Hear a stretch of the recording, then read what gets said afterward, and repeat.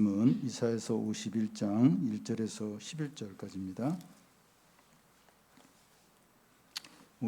이사야서 51장 1절에서 11절까지 구약 1030페이지 부분입니다.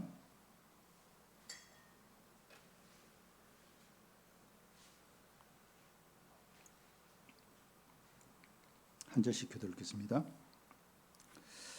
의를 따르며 여호와를 찾아 구하는 너희는 내게 들을지어다. 너희를 떠낸 반석과 너희를 파낸 우묵한 구덩이를 생각하여 보라. 너희의 조상 아브라함과 너희를 낳은 사라를 생각하여 보라. 아브라함이 혼자 있을 때에 내가 그를 부르고 그에게 복을 주어昌성하게 하였느냐. 나 여호와가 시온의 모든 황폐한 곳들을 위로하여 그 사막을 에덴 같게 그 광야를 여호와의 동산 같게 하였나니 그 가운데 기뻐함과 즐거움과 감사함과 창화하는 소리가 있으리라. 내 백성이여 내게 주의하라. 내 나라여 내게 귀를 기울이라. 이는 율법이 내게서부터 나갈 것이니라. 내가 내 공의를 만민의 빛으로 세우리라. 내 공의가 가깝고 내 구원이 나갔은즉 내 팔이 만민을 심판하리니 섬들이 나를 앙망하여 내 팔을 의지하리라. 너희는 하늘로 눈을 들며 그 아래 땅을 살피라.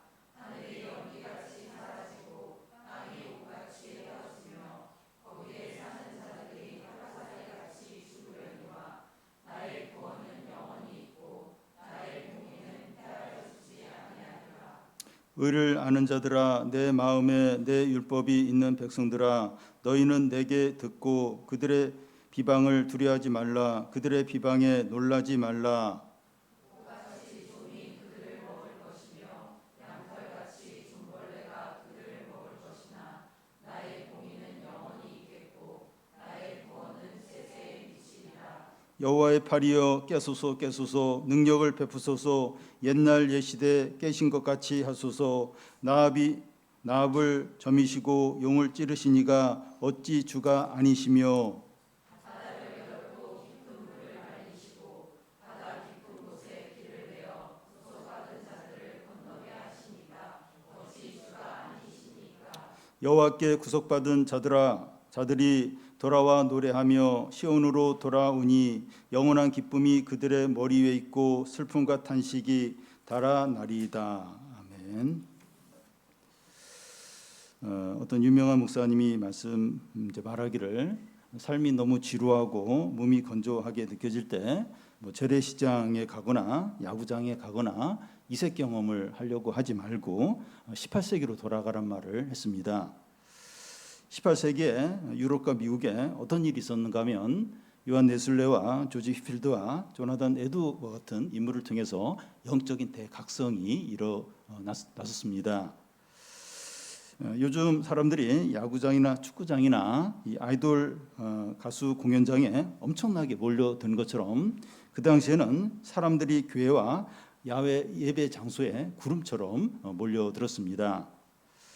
야구장이나 공연장이 이제 매진되는 것처럼 교회 예배당에 사람들이 다 들어가지 못해서 집으로 돌아가는 경우도 종종 있었습니다.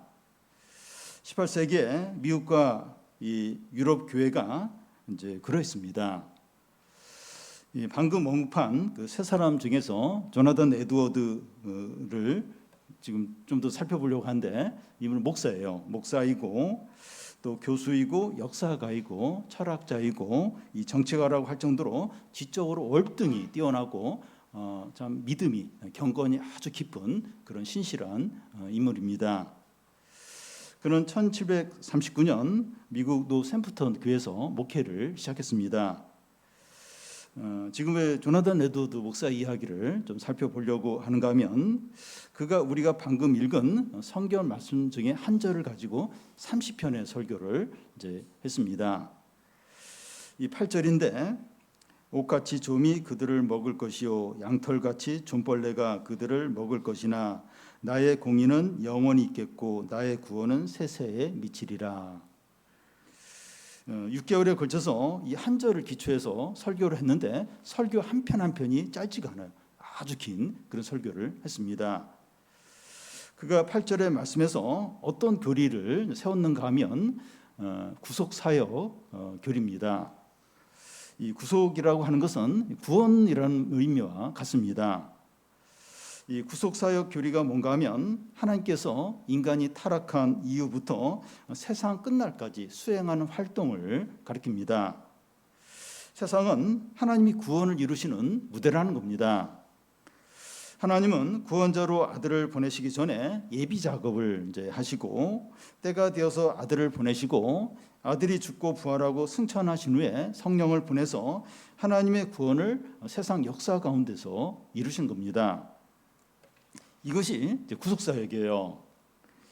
하나님은 교회라는 작은 공간과 믿는 사람들에게서만 구원을 이루시는 것이 아니라 온 세상을 다스리고 역사를 주관하시면서 구원을 이루십니다. 구속사는 인간이 에덴 동산에서 타락할 때부터 이 세상 종말까지 그 기간을 이제 말하는 거니까 오늘 우리가 사는 이 시대도 구속사에 이제 속합니다. 지금도 하나님 온 세상을 이제 다스리시면서 이 구원을 이제 이루십니다. 이 나무만 보면 안 되고 숲을 같이 봐야 된다는 말을 합니다. 이 구속사의 시각을 갖는 것이 숲을 이제 보는 겁니다. 롯데타워 스카이 라운지에 이제 올라가서 이제 아래를 보거나 이 아차산 정상에서 이 서울 시내를 보는 것이 숲을 보는 거죠. 우리는 구속사의 시각으로 전체를 보고 멀리 볼 필요가 있습니다. 그러지 않으면 눈앞의 어려움과 우리 자신과 우리 감정에 빠져서 지내기가 쉽죠. 오늘 말씀이 구속사의 시각을 갖게 해주는 말씀입니다. 모든 말씀이 그래요. 성경 말씀이 다 그런데 특히 오늘 말씀은 이 구속사의 시각을 갖게 하는 그런 너무나도 중요한 말씀입니다. 지난주 말씀은 그 여호와의 종이 고난받는 내용이었죠. 그렇지만 여호와의 종이 혼자서만 고난을 받는 것이 아니라 주 여호와께서 도와주시고 옆에 함께 계셨습니다. 그래서 여호와의 종은 수치를 당하지 않고 담대할 수 있었습니다. 그런데 여호와의 종에 대한 사람들의 반응이 두 가지인데 하나는 그의 말씀을 따르며 흑암 가운데서 또 하나님을 더 의지하는 자들이 있었고 다른 하나는 자기 자신을 빛으로 삼아서 자기 길을 가는 그런 자들도 있습니다. 오늘 말씀은 여호와의 종을 따른 자들은 어떻게 하느냐 이제 하는 겁니다. 구속사의 시각을 갖는다는 거예요. 그러니까 지난주 말씀이 이제 여호와의 종 이야기였는데 오늘 말씀은 여호와의 종을 따른 자들은 어떤 자들인가? 이 구속사의 시각을 갖는 자들이라는 겁니다. 하나님의 구원을 우주적인 구원으로 생각하고 우리의 어려움이나 눈에 보이는 세상을 전부로 이제 여기는 것이 아니라 하나님의 정의와 구원이 영원함을 바라보는 거죠. 그럴 때 두려움과 불안이 사라지고 영원한 기쁨과 감사와 찬양이 가득하게 됩니다. 우리가 이 구속사의 시각을 가져서 이 고난 가운데서도 기쁨과 은혜와 감사와 찬양이 가득하기를 바랍니다. 먼저 이 하나님을 찾는 자들이 생각할 것이 뭐냐 하는 겁니다. 1절, 2절을 한 절씩 교대 읽겠습니다. 의를 따르며 여호와를 찾아 구하는 너희는 내게 들을지어다. 너희를 떠낸 반석과 너희를 파낸 우묵한 구덩이를 생각하여 보라.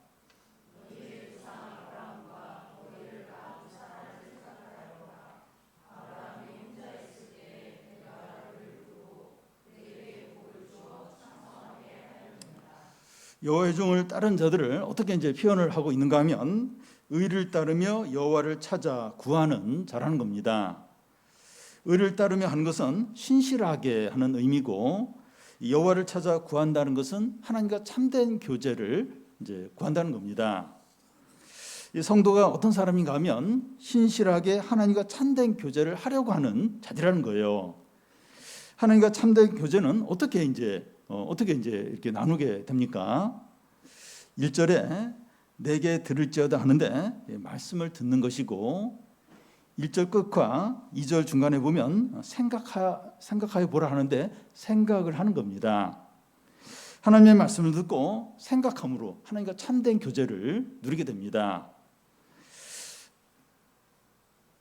우리의 신앙 상태가 안 좋을 때는 이 말씀을 듣고 싶어 하지 않고 생각도 하고 싶어 하지 않습니다.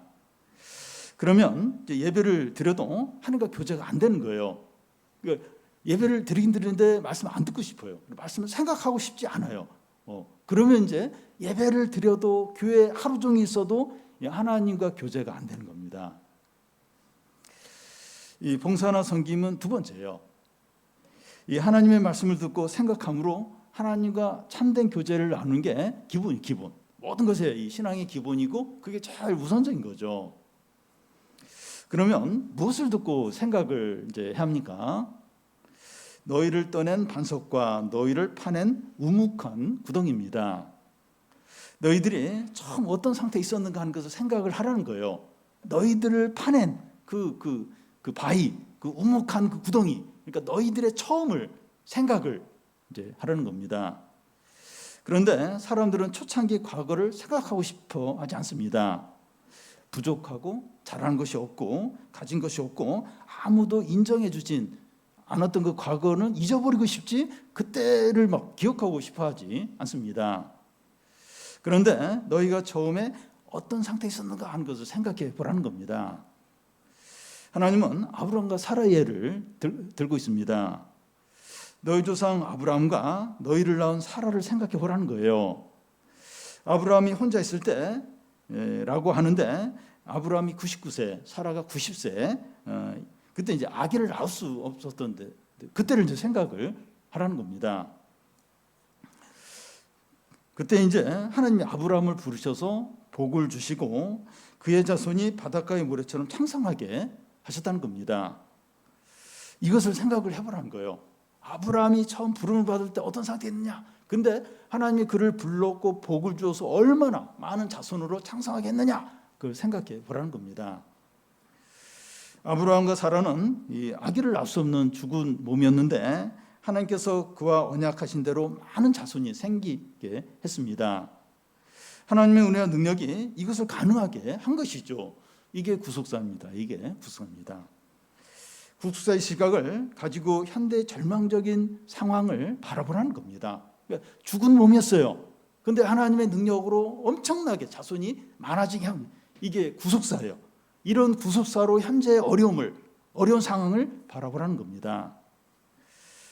이스라엘서를 받아보는 이스라엘 백성들은 어떤 상황에 놓여 있습니까? 3절을 보면 같이 한번 읽겠습니다.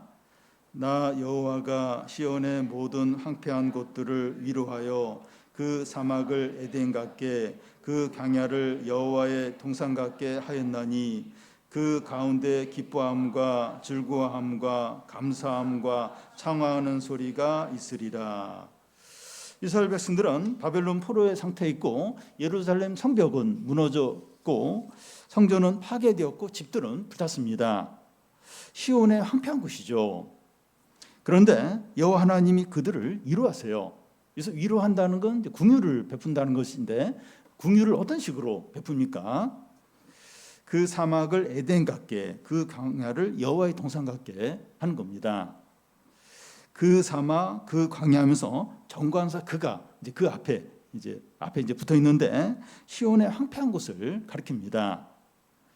완전히 황폐한 그곳을 에덴 동산과 여호와의 동산 같게 하시는 겁니다. 그래서 기뻐하고 즐거워하고 감사하고 찬양하는 소리가 가득하게 된다는 겁니다. 어떻게 이것이 가능할까? 가능하다는 거예요.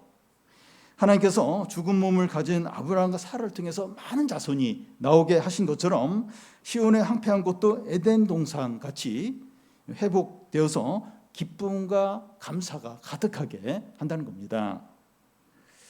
상황이나 사람들을 보면 불가능하지만 하나님께는 가능합니다. 어려운 상황이나 사람들이나 우리의 약함만을 생각하지 말고 구속사를 생각하라는 겁니다. 죽은 몸에서 큰 민족이 나오고 사막이 에덴 동산 같이 이제 되는 것은 사람에게는 불가능하지만 하나님은 가능합니다. 저 사람이 변할 수 있을까? 또 하나님을 떠난 사람이 돌아올까? 마른 뼈 같은 자가 살아날까? 사람이 할 수 없는데 하나님은 할 수 있다는 겁니다. 구속사는 하나님이 행하시는 역사예요. 이 구속사는 바로 하나님이 행하신 역사, 하나님 놀라운 구원을 이루신 그 역사가 이제 구속사입니다. 구속사를 생각하고 하나님을 믿는 겁니다.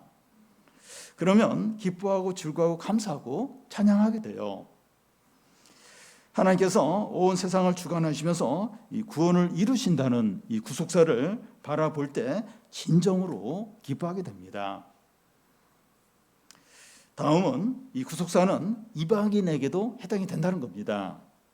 4절 5절을 한 절씩 교독 읽겠습니다. 내 백성이여 내게 주의하라. 내 나라여 내게 귀를 기울이라.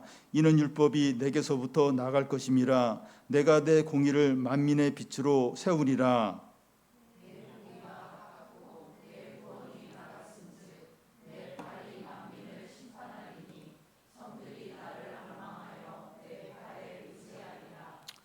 여기서는 여호와의 종을 따르는 자들을 내 백성, 내 나라라고 부릅니다.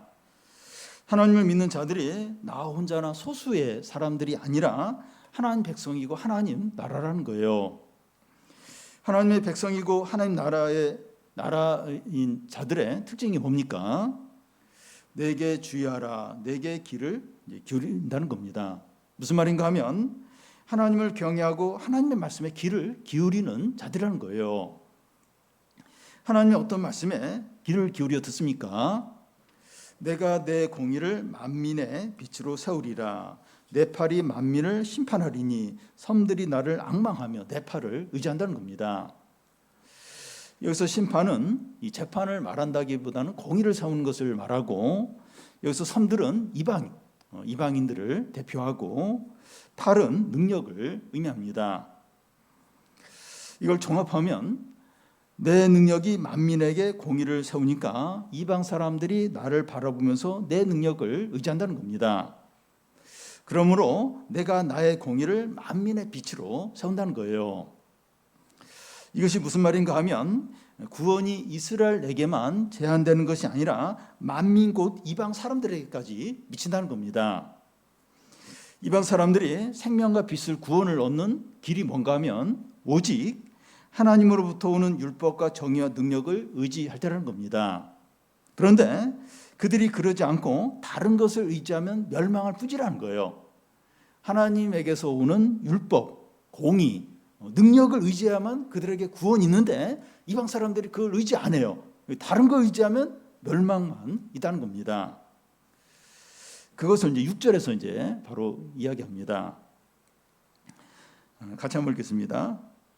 너희는 하늘로 눈을 들며 그 아래 땅을 살피라. 하늘이 연기같이 사라지고 땅이 옥같이 헤어지며 거기에 사는 자들이 하루살이같이 죽으려니와 나의 구원은 영원히 있고 나의 공의는 폐허지지 아니하리라. 너희는 눈을 들어 하늘을 바라보고 그 아래 땅을 살펴보라는 겁니다. 하늘과 땅은 언제까지나 영원히 있을 것 같아요. 여기 하늘과 땅은 눈에 보이는 세상의 모든 것을 가리킵니다. 국가나 재산이나 사회적인 지위나 인기나 건강이나 재능이나 주식 투자한 금액이나 금반지나 부동산이 여기에다 이제 속합니다. 이런 것들은 언제까지나 유지가 되고 우리 소유로 영원히 남을 것 같습니다. 그래서 사람들은 눈에 보이는 모든 것을 의지합니다. 그런데 하늘과 땅이 어떻다는 거예요? 하늘이 연기같이 사라지고 땅이 옥같이 헤어진다는 겁니다. 진짜 그런 일이 일어난다는 거예요. 지난 수요예배 창세기 말씀에서 소돔과 고모라가 하나님의 말씀대로 하늘에서 유황과 불이 내려서 멸망하게 됩니다. 오늘날도 도시 전체가 폐허가 되는 것을 얼마든지 볼 수가 있어요. 가자 지구나 이란이나 우크라이나를 보면 이 폭격을 받아서 도시 전체가 완전히 파괴되어 잿더미로 된 것을 볼 수 있습니다. 우리는 이런 나라를 보면서 그들이 우리보다 죄를 많이 지어서 이런 파괴를 당한다 이렇게 생각하지 않아야 합니다. 누구든지 회개하지 않으면 이런 재난을 당합니다. 보이는 모든 건 잠깐이요. 보이지 않는 것이 영원하죠.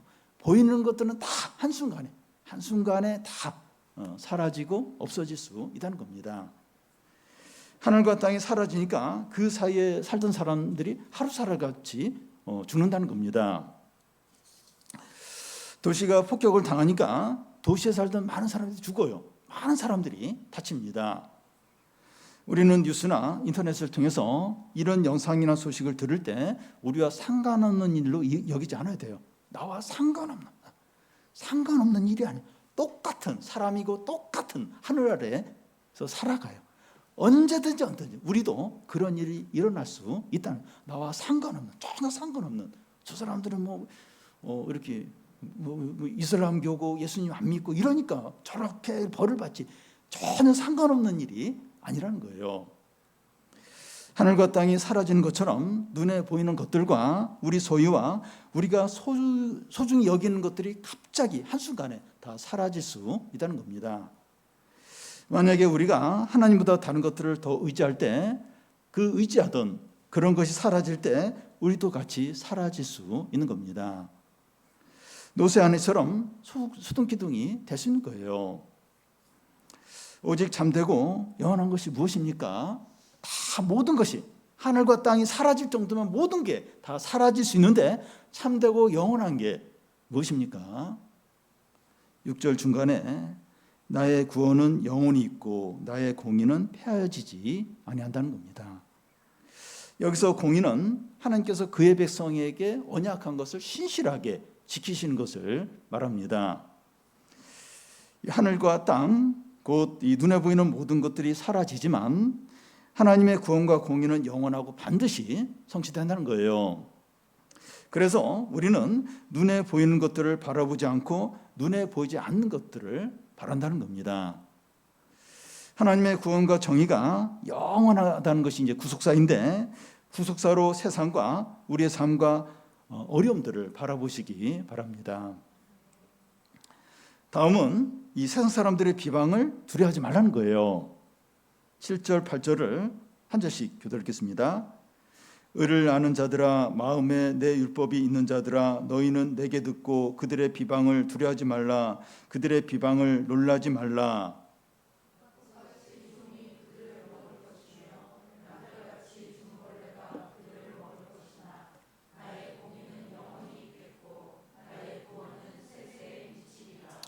이 7절 앞에 의를 아는 자들이라고 하고 또 마음에 내 율법이 있는 자들이라고 하는데, 성도는 하나님의 말씀을 사랑하고 하나님의 의를 아는 자들입니다. 이런 성도는 세상에서 구별이 되고 거룩한 삶을 살게 됩니다. 그런데 세상 사람들은 이런 성도를 미워해요. 비방을 합니다. 세상이 하나님을 대적하기 때문에 교회와 성도들도 미워합니다. 국가나 단체나 악한 세력이나 개인이 그럴 수 있어요. 역사적으로 이런 박해가 없었던 적 한 번도 없습니다. 요즘 교회나 믿는 자들을 폭행을 하거나 드러내놓고 막 욕을 하는 경우는 드물지만 SNS 댓글을 통해서 기독교에 대한 증오나 미움을 아주 강하게 표현하는 것을 볼 수 있습니다.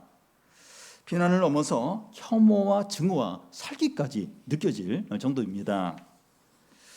우리가 이런 댓글을 이제 한번 읽어보게 되면 너무나 위축이 돼요. 두렵고 전도는 도저히 못할 것 같은 그런 마음이 들게 됩니다. 그런데 주님 뭐라고 말씀하십니까? 너희는 사람들의 비방을 두려워하지 말고 그들의 비방에 놀라지 말라는 거예요. 그래서 놀라지 말라는 것은 부서지지 말라는 겁니다. 이유 없이 합당하지 않게 지나치게 비난하고 대적하고 미워하는 것에 대해서 두려워하지 말고 무너지지 말고 위축되지 말라는 겁니다. 숫자가 많고 강해요. 또 구조화되어 있는 악한 세력이라도 두려워하지 말고 낙심하지 말라는 거예요. 사람의 말에 너무 낙심하지 말라는 겁니다. 그 이유가 무엇입니까? 옥같이 좀이 그들을 먹을 것이며 양털같이 좀벌레가 그들을 먹을 것이나 나의 공의는 영원히 있겠고 나의 구원은 세세에 비친다는 겁니다. 교회를 박해하고 성도를 핍박하는 악한 세력이나 사람들이 좀이 옷을 갉아먹듯이 썩고 멸망한다는 겁니다. 그런 자들이 국가든지 단체든지 또 개인이든지 하나님께서 서서히 망하게 하신다는 거예요. 이 국가를 예를 들면 이 기독교를 박해하던 대표적인 이제 나라가 이제 그런 공산주의 국가인 나라가 이제 소련인데, 이 공산주의가 몰락하면서 소비에트 연방이 이제 무너졌고, 루마니아도 이제 기독교를 박해하는 공산주의였는데 공산주의가 몰락을 이제 했습니다. 베트남은 공산주의 국가이지만 10여 년 전부터 선교사들을 이렇게 받아들이고 있습니다. 베트남이 이 경제 발전을 시키려면 외국 자본을 끌어와야 되는데 베트남은 개방적이고 자유로운 나라다. 이걸 외부에 보여줘야 돼요. 그러기 가장 좋은 게 이제 선교사를 그러니까 공식적으로는 받아들이지 않지만 이렇게 선교사가 들어서 활동하는 걸 암묵적으로 이제 허락을 해줍니다. 그래서 한국 선교사들도 많이 들어가서 이제 그곳에서 이제 그런 선교 활동을 이제 하고 있습니다. 한국의 근현대사를 간단하게 이렇게 살펴보면 1910년 일본에 이제 한일합방이 되면서 35전 일본 식민지 하에 있고 나서, 그러면서 1945년 8월 15일 극적으로 이제 해방이 되고 5년 후에 6.25 전쟁이 일어나게 됩니다. 그때 16개국 유엔군이 이렇게 참전을 하면서 이 한반도가 반으로 갈라지긴 했지만 남한은 이제 민주주의 국가로 이제 남았습니다. 기독교는 한국보다 일본이 먼저 들어왔는데 이 한국에서 기독교가 크게 이제 부흥을 이제 하게 됩니다. 그 이유가 일본 일제 식민지와 6.25 전쟁을 겪으면서 사람들의 마음이 가난해져서 이렇게 일본보다 더 이렇게 좀 복음을 잘 받아들이지 않았나 하는 생각을 이제 하게 됩니다. 최근에는 이 K 한류가 이제 주목을 받으면서 이 한국이 세계적인 문화 강국이 되었어요. 그러면서 국가 위상이 많이 높아졌습니다. 한국 교회와 성도들이 영적으로 깨어나고 영적인 부흥이 임하기만 하면 선교와 전도를 얼마든지 할 수 있는 인프라가 구성이 되었다고 할 수가 있습니다. 그러니까 한국인만 가면 이제 사람들이 우호적인 거예요. 이렇게 굉장히 이렇게 잘해주고 마음을 열고, 그러니까 얼마든지 이렇게 선교하고 전도하는데 굉장히 좋은 그런 환경이 조성이 되어 있습니다. 이런 모든 일들이 우연처럼 보일 수 있지만 하나님께서 온 세상을 다스리면서 구원을 이루기 위해서 이제 하신 일들입니다. 세상에서 일어난 일들과 재난들과 전쟁들과 어려움들과 우리의 삶을 구속사로 보아야 합니다. 하나님을 대적하고 교회와 성도들을 핍박하는 이 사람들은 조미 옷을 갉아먹듯이 서서히 망해가고 하나님의 공의와 구원은 반드시 이루어지고 영원하다는 겁니다. 깡패 같은 나라들이나 불의한 세력들이나 악하고 강한 사람들을 구속사로 보시기 바랍니다. 모든 것이 협력하여 선을 이룬다는 거예요. 결국 시간이 지나고 보면 하나님 뜻만 이루어진 것을 보게 됩니다. 마지막으로 이 성도는 탄식하면서 기도한다는 겁니다. 9절에서 11절까지 한 절씩 교독하겠습니다. 여호와의 발이여 깨소서 깨소서, 능력을 베푸소서. 옛날 옛시대 깨신 것 같이 하소서. 나합을 점이시고 용을 찌르시니가 어찌 주가 아니시며,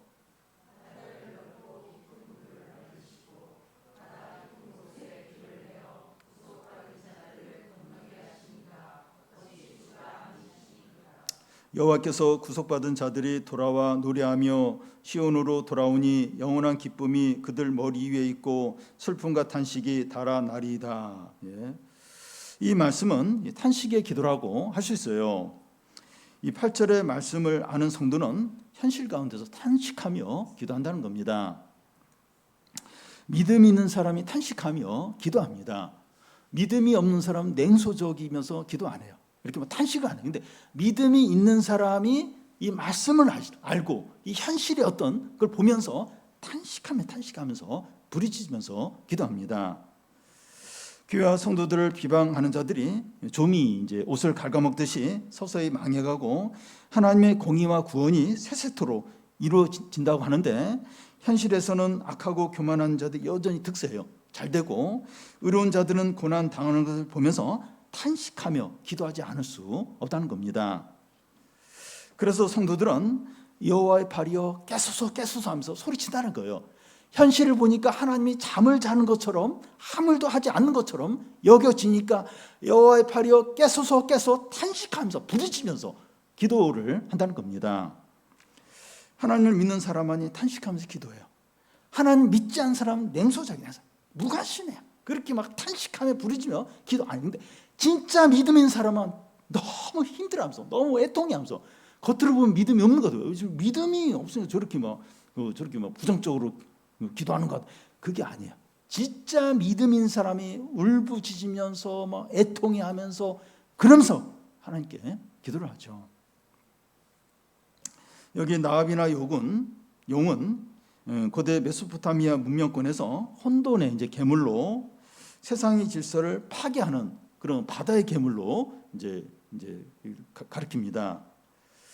여기서 나압과 용은 애굽을 이제 말하는데 여기 나압을 점이시고 하는 것은 이 점인다는 것은 여러 토막을 내는 것을 말합니다.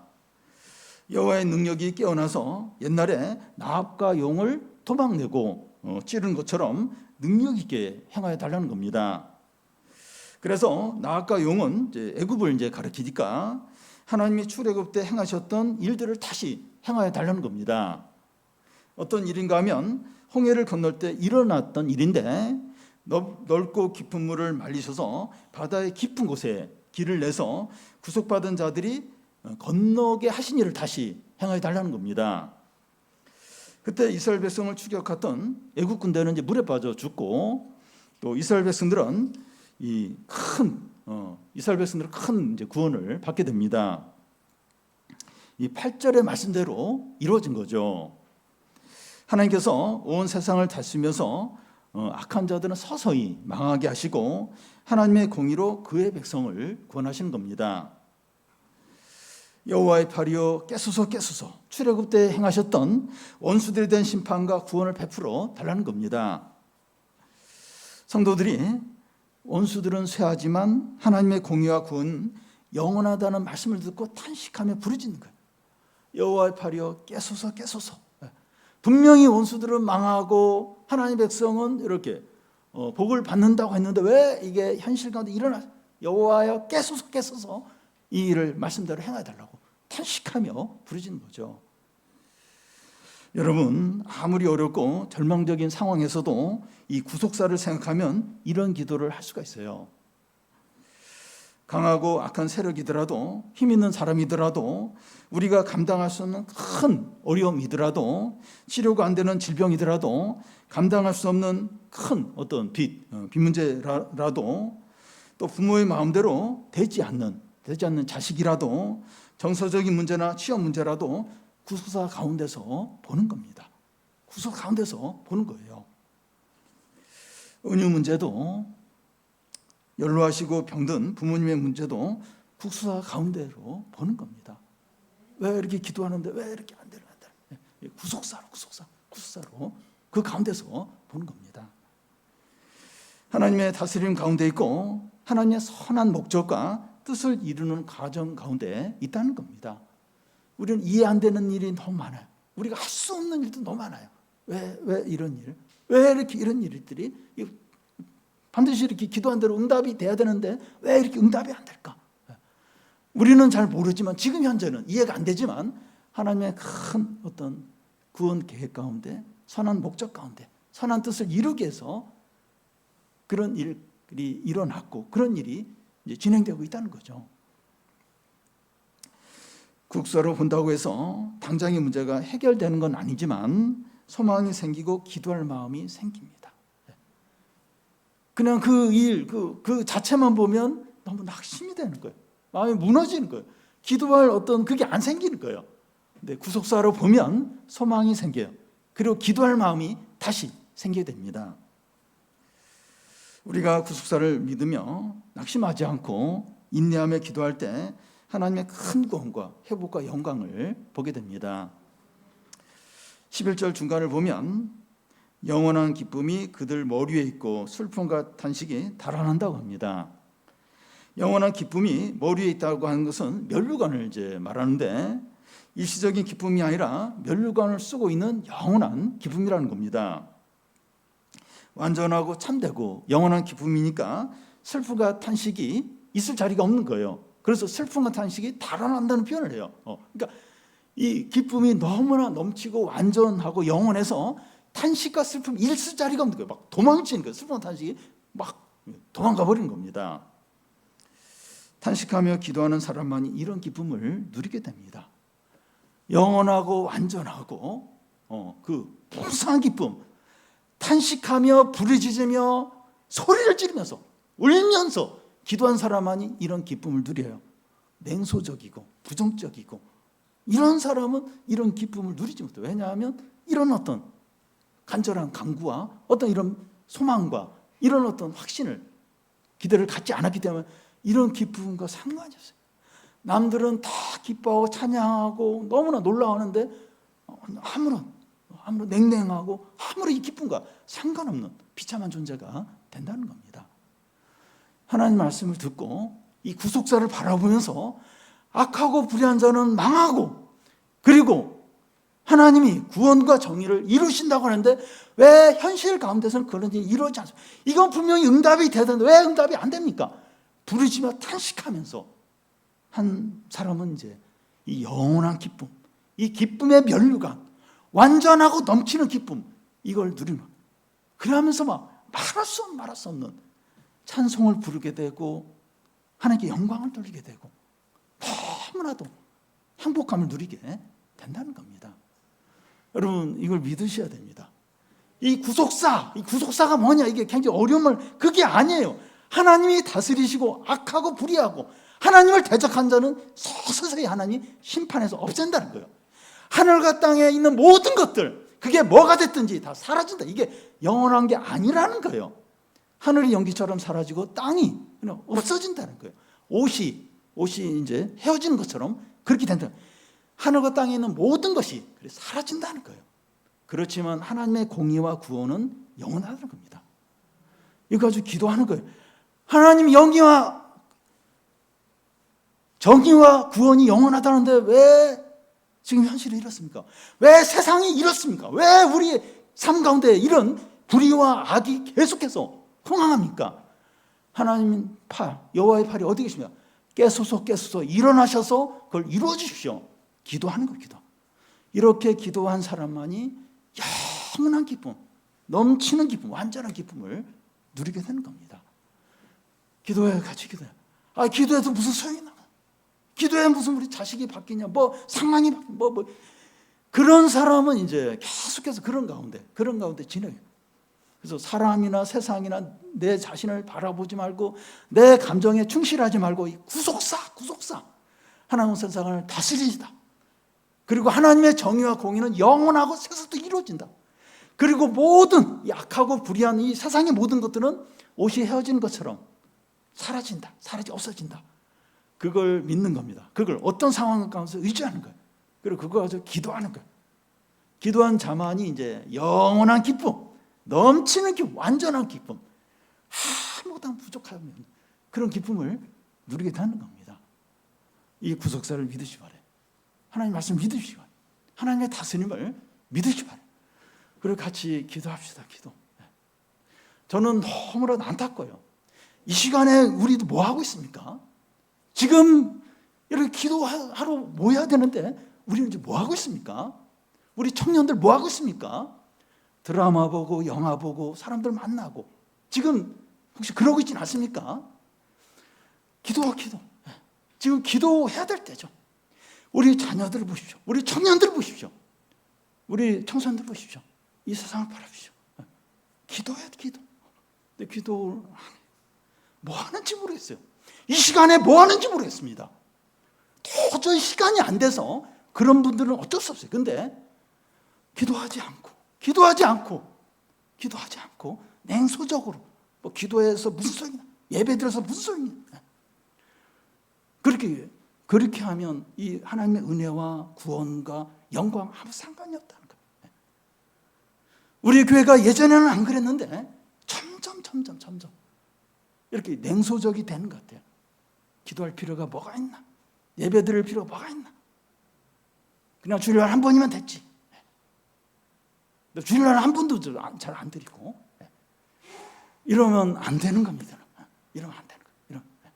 이러면 하나님의 구원과 은혜와 여기 아무 상관이 없어요. 근데 잠시 이렇게 되고 있어요.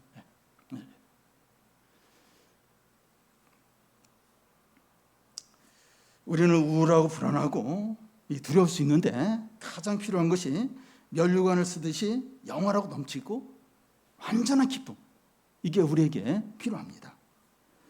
모든 염려와 두려움을 몰아낼 수 있는 완전하고 넘치는 기쁨이 있다는 거예요. 이게 우리에게 필요합니다. 이런 기쁨을 어디서 얻을 수 있습니까? 세상이 아니에요. 핸드폰도 아니고 사람에게서도 아닙니다. 교회가 재미가 없다는 거예요.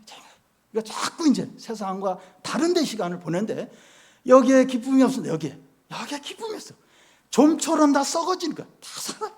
근데 거기서 이제 더 많은 시간을 보내면서 거기서 기쁨을 얻으려고 해요. 그게 아니에요. 거기에는 거기는 다 썩는 거예요. 사라진 것들이요. 거기에는 기쁨이 없습니다.